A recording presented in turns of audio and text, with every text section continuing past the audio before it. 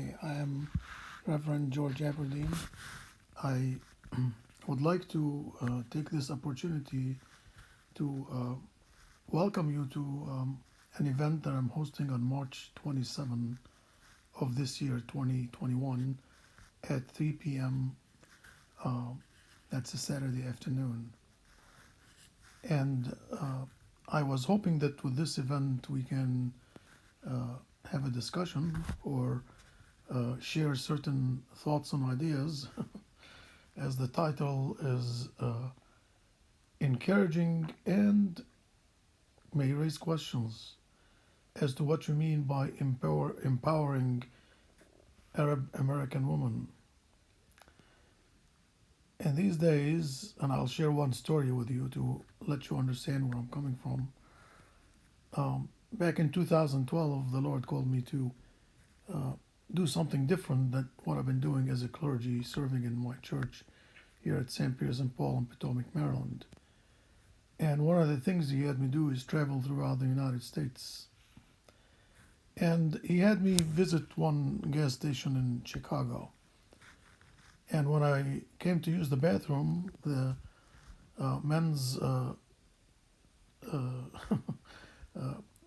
standing toilet, if you will, was too high for me. Although I am not very short and I'm not tall, I'm medium size. I'm like 5 feet 6, 7 inches high.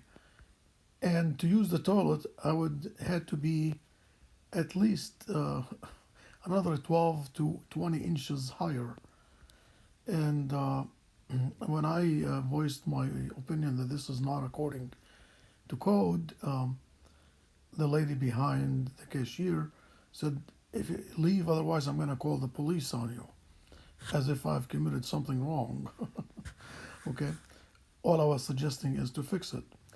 And I didn't use the toilet there. Okay, and I said, "If you want me to leave, I'll leave." So I left. Okay, because he was threatening to call the police on me. So I went myself looking for the police. Okay, and I found two policemen standing by watching, and I approached them and I told them what happened in the gas station. And their answer to me was, "Sir, these days things are upside down." And at the end of the discussion, I said, "Well, I sort of agree, but you are the authority here, and all I ask of you is to, how should I say, apply the law." And that was the end of the conversation. Now, in my early days, when I got married and had to take my wife to Lamaze classes, there was a nurse there that was preaching cesarean. And I was arguing with him to the point that here I have a mom who's on the petite side and had 8 kids, did not have to go through a cesarean. And as some of them were priding themselves as women, I said, "Well, you are gifted much higher than I do, because you can bring life, and I, as a man, cannot. And the only thing I can do is get pregnant." So when we talk about, long story short, the very nurse that was preaching cesarean when I admitted my wife to the hospital to give birth, she was the one to come and say, "We're going to have a baby one way or another." And my answer to her is one way.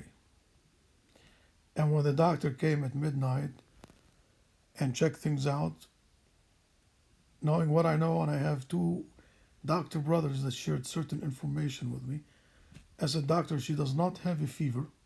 Okay, go home." Literally, I said, "Go home. We'll call you when she's ready."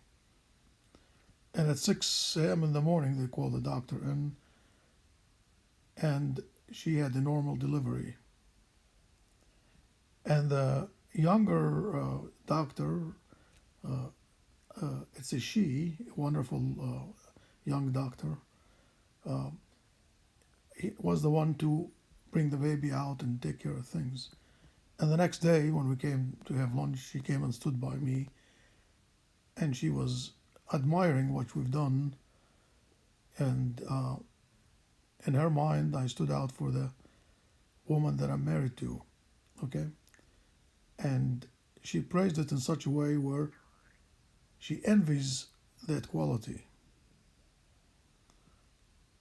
Now, I share this story with you folks to bring people back to their senses. Today we talk about equality.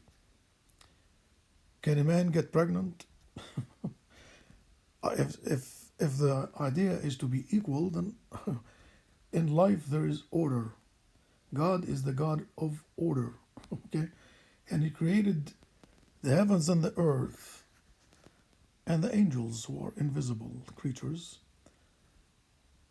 and created man as to humble his creatures, as some of the angels fell on them, on God, as we are told that 1/3 of the angels fell. And it was for Saint Michael who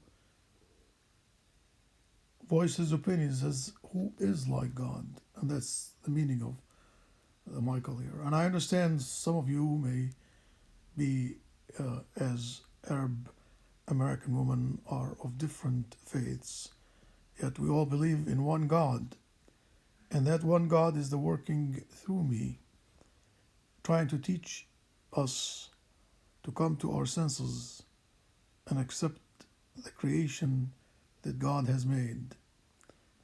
The man is not better than a woman, and a woman is not better than a man. And as we say, every man is from woman.